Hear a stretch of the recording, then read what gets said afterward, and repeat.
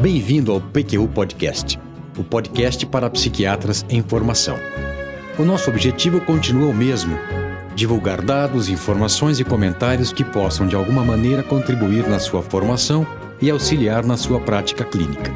Aqui é evidência com opinião. Eu sou Luiz Alberto Etten e é uma satisfação tê-lo como ouvinte. O transtorno obsessivo-compulsivo se caracteriza por obsessões, pensamentos, imagens e impulsos mentais recorrentes, ou compulsões, comportamentos repetitivos, rituais e contrapensamentos, frequentemente acompanhados de comportamento de evitação. O TOC, como nós chamamos informalmente, é reconhecido como um transtorno já no início do século XX. Pierre Janet publicou uma cuidadosa descrição de 325 casos em 1903, intitulada Les obsessions et la psychasthénie. Kraepelin o incluía na sua nosografia, e Freud destacou sua importância ao situá-lo em primeiro plano entre as neuroses. Por muito tempo, porém, o TOC foi considerado um transtorno pouco frequente.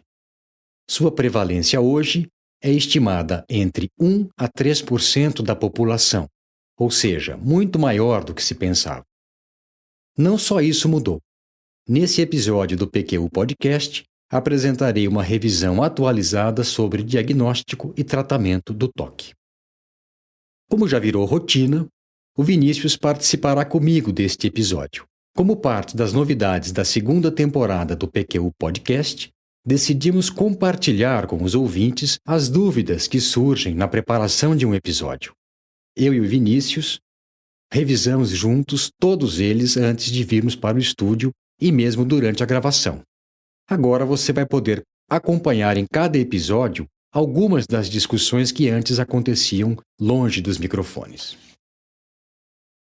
Antes de prosseguir, eu gostaria de lembrá-lo que o PQU Podcast é uma iniciativa nossa, feita com recursos próprios e sem patrocínio de espécie alguma, o que nos garante total liberdade de pauta e de opinião.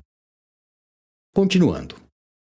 O transtorno obsessivo-compulsivo, apesar do sofrimento e das limitações que causa, é bom que se diga que o prejuízo da qualidade de vida de pacientes com TOC é similar à de pacientes com esquizofrenia, por exemplo, mas o TOC segue sendo subdiagnosticado e, consequentemente, subtratado.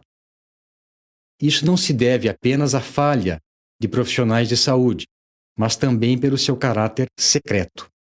Os seus sintomas manifestam-se muito mais internamente no mundo mental do que no comportamento, nível em que pode ser camuflado.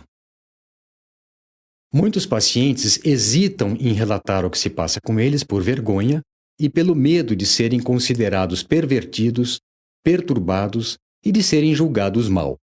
O intervalo médio entre o início dos sintomas e o primeiro tratamento farmacológico é de 8 anos.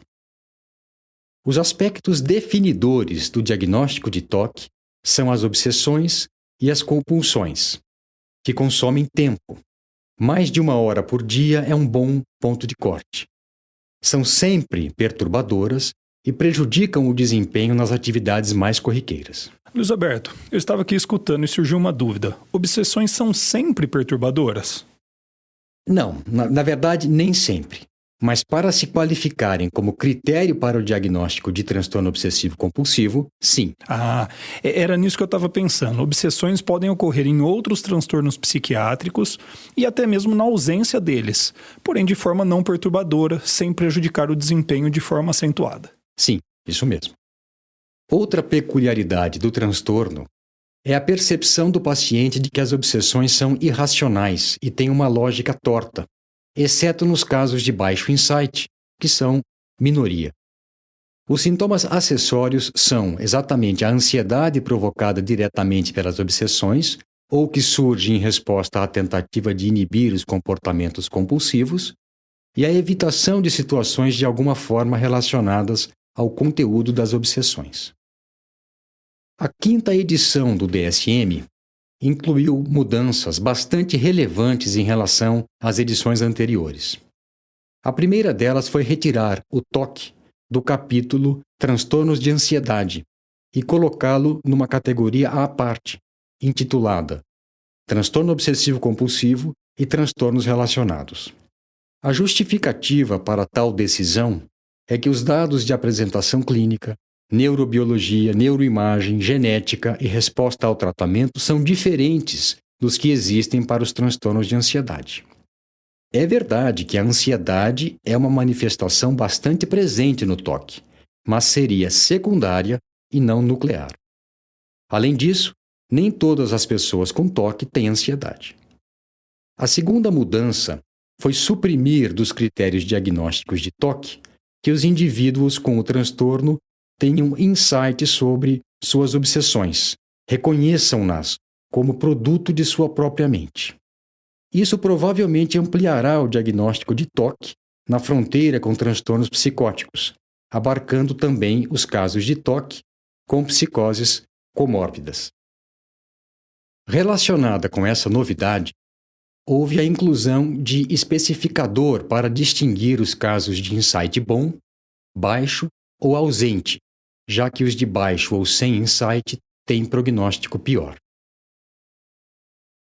Também no DSM-5, incluiu-se especificador para a ocorrência atual ou passada de tics, cuja presença pode indicar resposta terapêutica diferenciada quando se faz potencialização do tratamento com antipsicóticos. Por fim, foi criado um diagnóstico novo, o transtorno de acumulação, separado do TOC, visto que estudos de análise fatorial consistentemente mostraram que os pacientes com tal transtorno têm sintomas diferentes dos do TOC e não respondem bem aos tratamentos consagrados para TOC, e sim a terapias comportamentais mais específicas.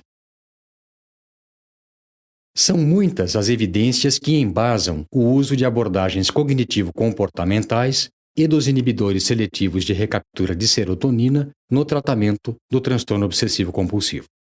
Exatamente por isso é que, na prática, ambas são utilizadas em associação. Importante que se enfatize, porém, que mesmo se valendo de duas modalidades de tratamento complementares e eficientes, o que se observa é que 40% a 60% dos pacientes continuam com sintomas residuais ainda perturbadores depois do tratamento. Não é por outra razão que a busca por estratégias de potencialização, novas abordagens farmacoterápicas e neuromodulatórias continua incessante. Como já dito, e não é demais repetir, a terapia cognitivo-comportamental é a modalidade de psicoterapia mais eficiente no tratamento de TOC quando realizada por profissionais experientes. Mais até, segundo alguns estudos, ela seria eficiente que a farmacoterapia. Duas técnicas são mais empregadas: as intervenções comportamentais, notadamente a exposição e prevenção de resposta, e a reestruturação cognitiva. A primeira, exposição e prevenção de resposta, é uma abordagem manualizada e estruturada que engloba exposição do paciente aos estímulos que provocam obsessões, caracteristicamente acompanhadas de ansiedade e desconforto, e instruí-lo a não realizar as compulsões ou comportamentos de evitação, o que seria o componente de prevenção de resposta. A segunda, que explora mais o componente cognitivo, a reavaliação e reestruturação cognitiva, é particularmente útil em pacientes com baixo insight e naqueles que não toleram a técnica comportamental. Na prática, ambas costumam ser utilizadas conjuntamente.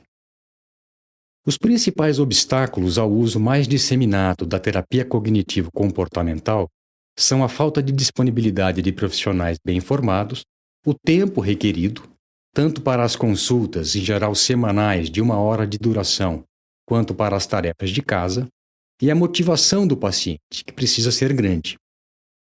Uma das maneiras que vem sendo estudadas para contornar esses obstáculos é a terapia cognitivo-comportamental feita à distância. De acordo com a meta-análise feita por Bethany Wooton, totalizando 823 pacientes em 18 estudos, publicada em 2015, tanto as consultas realizadas por videoconferência ou telefone, quanto o modelo, entre aspas, faça você mesmo, respaldado por material didático fornecido pela internet, por um programa de computador ou por apostilas enviadas pelo correio, mostrou que a eficácia da terapia cognitivo-comportamental feita à distância foi superior à observada nos grupos controle. Dos medicamentos úteis no tratamento do TOC, os inibidores seletivos de recaptura de serotonina são os de primeira linha pela eficácia e boa tolerabilidade demonstrada consistentemente em vários ensaios clínicos. A clomipramina, um tricíclico serotonérgico, foi o primeiro medicamento a se mostrar efetivo no tratamento do TOC. Ainda é tido como o padrão ouro, mas não é mais tão claro se ele é mesmo superior aos inibidores seletivos de recaptura de serotonina. Na prática, entretanto, os ISRS são preferidos como primeira opção de tratamento por conta da tolerabilidade. A clomipramina tem muito mais efeitos anticolinérgicos, que se manifestam pela visão turva, boca seca, constipação e fadiga, e ainda podem ocasionar hipotensão ortostática, tremores, sudorese exagerada e provocar arritmias cardíacas em doses acima de 200 mg por dia. Ela tem sido utilizada como segunda opção, por conta disso, do perfil de efeitos colaterais, ou em doses baixas como estratégia de complementação do efeito de ISRS, embora não haja ensaios clínicos sobre a eficácia dessa técnica. Importante destacar que não há diferença de eficácia comprovada entre esses medicamentos. Lógico que estamos falando isso para grupos de pacientes. Eu mesmo tenho, em minha experiência acumulada, vários casos de TOC que responderam melhor a um SRS do que a outro, e não apenas por questões de tolerabilidade. A recomendação das várias diretrizes disponíveis, cujas referências estão no nosso site www.pqpodcast.com.br, é de que se utilize o ISRS escolhido na dose máxima recomendada pelo fabricante, se bem tolerada pelo paciente, óbvio, por pelo menos 8 a 12 semanas. Você não vai falar da fluvoxamina? O quê? Que ela acabou ganhando um status no raciocínio clínico de boa parte dos psiquiatras como um inibidor seletivo da recaptação de serotonina anti-obsessões, entre aspas. Você não acha? Mas por estratégia de divulgação do produto quando ele chegou no mercado brasileiro. Acho que em 1999, 2000. A ideia pegou. Mas você tocou num ponto importante, Vinícius. No episódio 34, eu comentei sobre condutas médicas que ganham notoriedade por demonstrar efeitos benéficos em estudos preliminares que depois não são confirmados por ensaios clínicos mais rigorosos, mas continuam sendo utilizados porque foram assimilados por médicos que não conseguem se manter em dia com a literatura. Esse me parece mais um exemplo. Agora, deixe-me esmiuçar um pouco mais a questão da dose, que acho muito importante. Cabe aqui a distinção entre dose inicial, dose mínima eficaz, dose-alvo, dose máxima tolerada e dose máxima possível. A clomipramina se presta melhor a que eu explique esses conceitos de maneira bem didática. Vamos lá, então. A dose inicial é aquela com que iniciamos o tratamento. Às vezes, ela é equivalente à dose mínima eficaz, a menor dose que demonstrou efeito terapêutico em ensaios clínicos, mas nem sempre. No caso da clomipramina, por exemplo, elas são bem diferentes. A dose inicial recomendada é de 25 mg por dia e a dose mínima eficaz é estimada em 75 mg por dia. No caso dos inibidores seletivos de recaptura de serotonina, a dose inicial costuma ser igual à dose mínima eficaz, mas dependendo do paciente, de sua sensibilidade e principalmente, nos casos de TOC, da crença dele sobre perigos e riscos relacionados ao uso do medicamento, pode ser necessário iniciar o tratamento com dose bem menor do que a mínima eficaz, por exemplo, 2 mg por dia de escitalopram. Já a dose-alvo é a que se busca como objetivo final do ensaio terapêutico. No caso do toque, ela se baseia em evidências de que doses mais altas de ISRS são mais eficazes que as convencionais. Essa dose-alvo é próxima da dose máxima possível, mas em alguns casos menor do que ela. De novo, o exemplo da clomipramina, em que a dose-alvo é 250 mg por dia e a máxima em torno de 300 mg por dia. Esse conceito é bem importante. Quer dizer, então, que a dose-alvo é a dose que eu planejo alcançar para obter o resultado esperado. Mas eu posso ter que parar antes de chegar nela. É isso aí? É isso mesmo. Caso o paciente não tolere, ou também caso ele melhore com doses menores, é isso que deve ser feito. Para que seguir com o plano original se já houve melhora? No máximo, se o medicamento é bem tolerado, você pode buscar algum ganho terapêutico com mais um aumento de dose. Senão, você estaria autorizado a parar por aí. Agora, se chegar até a dose-alvo, permanecer nela por um tempo razoável, 4 a 6 semanas. E sem resposta terapêutica satisfatória, aí sim posso dar o ensaio terapêutico como encerrado. Isso mesmo. E, pelo que eu entendi, ainda há a possibilidade mais remota de se ir além da dose-alvo, em situações em que o paciente tolera a medicação, tem melhora importante, mas ainda não satisfatória. O clínico pode optar por cuidadosamente atingir doses mais altas. Exatamente, é isso mesmo. Depois, nós temos a dose máxima tolerada, aquela que o paciente aguenta tomar, mas que já causa efeitos colaterais incômodos. É a dose a partir da qual o balanço custo-benefício, o efeito terapêutico, efeitos colaterais, já não é tão compensador. Ela varia muito de paciente para paciente, pois depende da sensibilidade individual, e esse limite deve ser respeitado, por mais que isso possa ser decepcionante às vezes. Na prática, o que se preconiza é o seguinte: fluoxetina, dose inicial 20 mg por dia, dose-alvo 60 mg por dia. Fluvoxamina, dose inicial 50 mg por dia, dose-alvo 300 mg por dia. Sertralina, dose inicial 50 mg por dia, dose-alvo 200 mg por dia. Paroxetina, dose inicial 20 mg por dia, dose-alvo 60 mg por dia. Citalopram, dose inicial 20 mg por dia, dose-alvo 40 mg por dia. Escitalopram, dose inicial 10 mg por dia e dose-alvo 30 mg por dia. E, finalmente, a clomipramina, dose inicial 25 mg por dia e dose-alvo 250 mg por dia. O fato de haver diferença na incidência de efeitos colaterais entre os diversos ISRS e de não existir vantagens de um em relação aos outros em termos de eficácia no tratamento do toque é mais uma razão para que se aguarde de 4 a 6 semanas com o tratamento a fim de se evitar alta rotatividade de medicações. É direito do paciente pressionar por uma mudança se ele não estiver melhorando, mas, para aumentar a chance de sucesso terapêutico, tenha paciência. Uma vez obtido o efeito máximo em um paciente, mesmo que seja apenas uma resposta parcial, o tratamento deve ser mantido por ao menos 12 meses. Do contrário, em caso de interrupção precoce da farmacoterapia, 1 em cada 4 pacientes terá recaída. Pois é.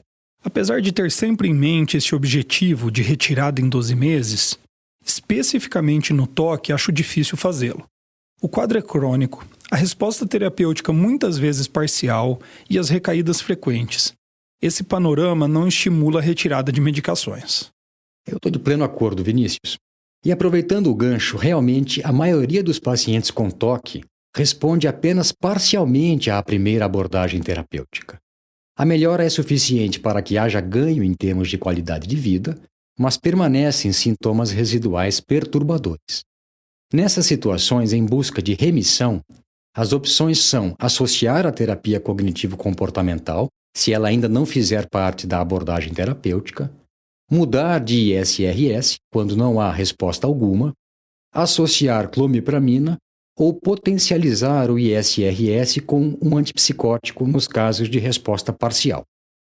Falando nisso, a meta-análise dos ensaios clínicos controlados contra placebo de antipsicóticos como potencializadores de ISRS nesses casos, realizadas por Marcus Doud e colaboradores, publicada em 2015, revela que todos os que já foram avaliados, haloperidol, risperidona, paliperidona, quetiapina, olanzapina e aripiprazol, se mostraram válidos.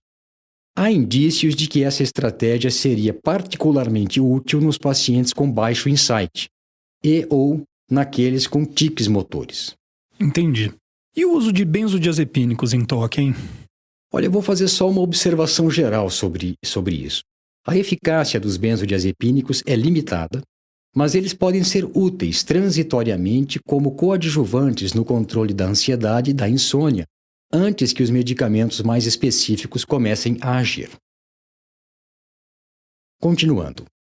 Denomina-se toque refratário aqueles casos em que não houve resposta a doses terapêuticas de pelo menos 3 ISRS, um deles sendo a clomipramina, não houve resposta ao acréscimo de pelo menos 2 antipsicóticos como estratégia de potencialização e nem a TCC, a terapia cognitivo-comportamental, associada ao medicamento, ao ISRS. Segundo essa definição de refratariedade, estima-se que 25% dos pacientes com TOC sejam refratários ao tratamento. Ou melhor, deixe-me reformular esse dado. Parece que, em 25% dos pacientes, o TOC que eles apresentam é refratário aos tratamentos disponíveis. Não sei se percebeu, caro ouvinte, a sutileza da questão. A primeira formulação onera o paciente. Ele é o responsável pelo insucesso. A segunda, que eu acho mais justa, responsabiliza o transtorno. O transtorno é que não responde ao tratamento. Além de mais trabalhosos, esses casos de TOC, para desespero dos pacientes e dos familiares, responde mais devagar aos tratamentos propostos. Podem necessitar de 28 semanas para responder à monoterapia com ISRS. As evidências de que a potencialização com antipsicóticos é válida em pacientes com TOC refratário são várias e não sugerem diferenças entre eles, sejam típicos ou atípicos. Como a melhora obtida é da ordem de 1/3 dos pacientes com TOC refratário, e estes medicamentos têm efeitos colaterais tardios, se não houver melhora sintomática depois de 6 a 10 semanas, eles devem ser descontinuados. Eu já comentei que a terapia cognitivo-comportamental é abordagem de primeira linha para o tratamento de pacientes com TOC, mas é importante salientar que ela pode ser particularmente útil para os que não respondem bem à farmacoterapia. Para casos de TOC muito graves e refratários com alto nível de angústia, pode ser válido tratamento intensivo em regime domiciliar ou mesmo hospitalização em serviços especializados. Por outro lado, escute bem, como regra, não se interna um paciente com TOC em hospital psiquiátrico convencional. Ah, realmente. O ambiente de um hospital psiquiátrico convencional pode ser uma tortura para um paciente com TOC. A convivência com outros pacientes com transtornos mentais graves, as regras rígidas quanto aos horários, as refeições padronizadas agravarão sua situação. Na nossa realidade, os serviços especializados a que você se referiu são, em sua maioria, se não exclusivamente, enfermarias psiquiátricas em hospital geral ligadas a serviços universitários. É isso aí. Por fim, há novas abordagens farmacológicas que se mostraram promissoras como tratamento adjunto de casos refratários, mas cuja eficácia ainda não foi demonstrada satisfatoriamente. É o caso de agentes glutamatérgicos, ketamina, memantina, lamotrigina, riluzol e decicloserina, do pindolol, antagonista de receptores 5-HT1A pré-sinápticos, do tramadol, um opioide, do celecoxib, anti-inflamatório inibidor da COX-2, e do ondansetron, antagonista específico de receptores 5-HT3. Essa revisão não seria completa se eu pelo menos não citasse as técnicas de neurocirurgia, que devem ser reservadas para casos muito graves e refratários, quando esgotados os recursos farmacológicos e psicoterápicos, e a estimulação cerebral profunda, por intermédio de eletrodos localizados em regiões cerebrais específicas, técnica já empregada em casos de doença de Parkinson. Segundo meta-análise de 2015, a estimulação cerebral profunda atenua a sintomatologia do toque e proporciona resposta terapêutica parcial em 60% dos casos. Finalmente, de acordo com as evidências disponíveis, o ECT não tem efeito em pacientes com toque e as evidências de que a estimulação magnética transcraniana é eficaz são inconsistentes. Muito bem, tá tudo muito bom, tá tudo muito bem, mas realmente nada do que eu falei de tratamento terá algum sentido ou dará resultado se o caso de toque não for identificado corretamente. Então fica a dica. Pergunte sobre os sintomas desse transtorno para pacientes com transtornos de ansiedade e com depressão, que frequentemente são os que motivam o paciente com toque, que transformam-no em um paciente em busca de auxílio. Não custa perguntar se ele tem mania de limpeza, de organização, medo de contágio, pensamentos intrusivos, repetitivos e meio estranhos. Em caso de resposta positiva, verifique se isso o incomoda, se ele gasta tempo brigando com esses pensamentos, se atrasa para sair de casa, por exemplo, por conta dos rituais. Alguma observação mais, Vinícius? É só mais uma. Cuidado, é claro, para não deixar passar batido um caso de toque, mas também, por outro lado, para não diagnosticar toque apenas porque a pessoa é organizada, metódica, tem mais cuidado com a higiene pessoal, quando não sofre com isso e nem gasta um tempo exagerado. Algumas informações adicionais que julgo importantes para auxiliar na anamnese direcionada em busca de esclarecimento diagnóstico. A idade de início do toque é bimodal, tem 2 picos de ocorrência, infância tardia, início da adolescência e entre 20 e 29 anos. O curso é crônico, com períodos de mais intensificação e de acalmia, muito relacionado com circunstâncias de vida. Em fases de maior tensão, os sintomas de toque caracteristicamente se tornam mais intensos e perturbadores. Nesse episódio do PQU Podcast, apresentei uma revisão atualizada sobre o diagnóstico e tratamento de toque e de toque refratário. Eu espero que você tenha gostado. Obrigado, Vinícius, pela participação e pelos comentários. Um abraço e até a próxima. Um abraço. Opiniões, dúvidas, questionamentos? Participe do nosso grupo no Facebook. Lá há espaço para discussões conosco e com outros ouvintes. Assine o feed do podcast. Se você está no iTunes ou em qualquer plataforma de podcasts, basta clicar em assinar e receberá automaticamente nossos novos episódios em seu aplicativo. Visite nosso site www.pqpodcast.com.br. Lá você terá acesso a todos os episódios que já foram ao ar, com as referências citadas em cada um deles, organizados por data, por autor e por sessão. O PQU Podcast agradece a sua atenção.